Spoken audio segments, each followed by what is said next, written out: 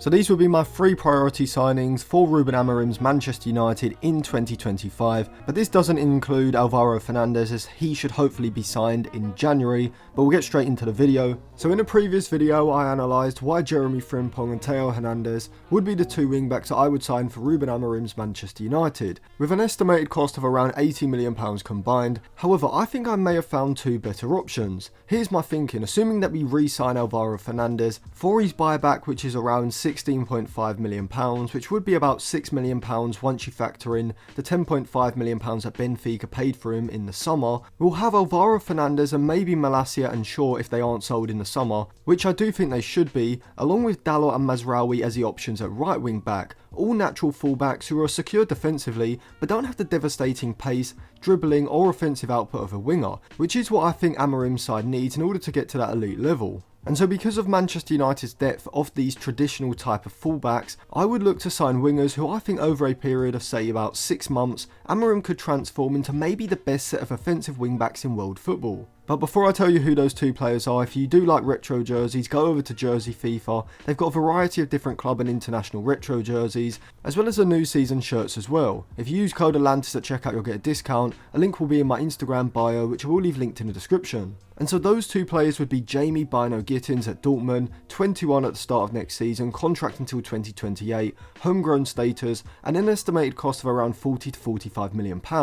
as well as Dwight McNeil at Everton, 25 at the end of November, homegrown status as well, contract until 2027, and an estimated cost of between £35 to £40 million.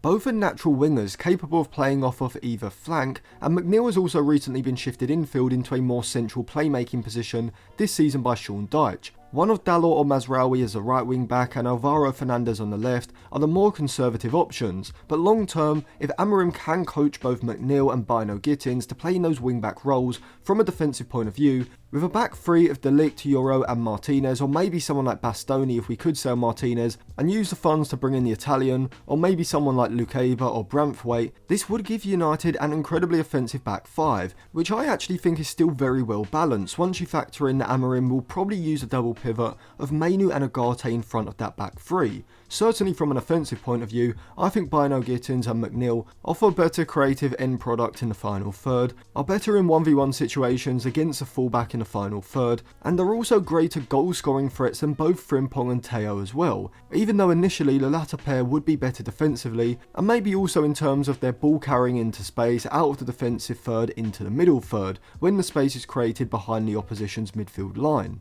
Let me know who you'd prefer out of McNeil and Bino Gittins against Theo and Frimpong, as I estimate both set of wingbacks would cost around £80 to £85 million. But now I come on to the central midfielder, and Adam Walton would be one of my top 3 targets in the summer, obviously depending on the price, and if we could get him for between £55 to £65 million, it would be a deal that I would do, which alongside Bino Gittins and McNeil would take the total expenditure of those 3 players to between £135 to around £150 million. See, Adam Walton in my opinion has a higher ceiling than Declan Rice because of how unique he is as a player. Being a stylistic mix between Baleba and Zubimendi, someone who is incredibly press resistant and also astute when it comes to those 1 and 2 touch passes under pressure in his defensive third, which would enable Amorim's side to play out of even the most organised, aggressive man-to-man presses, whilst his passing range vision and disguise technique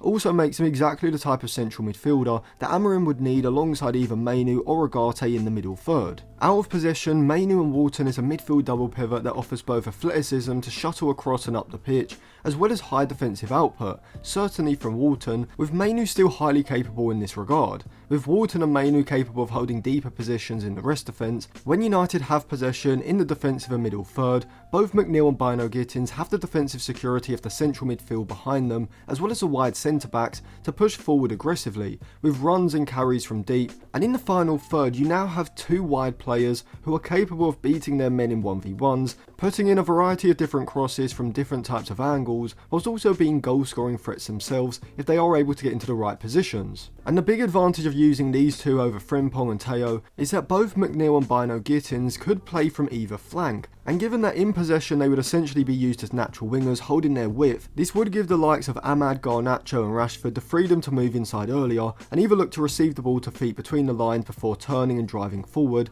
or spinning in behind and making runs from the half spaces in behind the back line, ahead of Xerxes or Højlund's deeper movement. So let me know what you think of those three signings. I am going to come into how this side would set up from a tactical point of view, both in and out of possession in future videos. So make sure you subscribe to the channel and click the link in the description to sign up to my Patreon for the Instagram group chat as well as the unreleased tactical videos as well.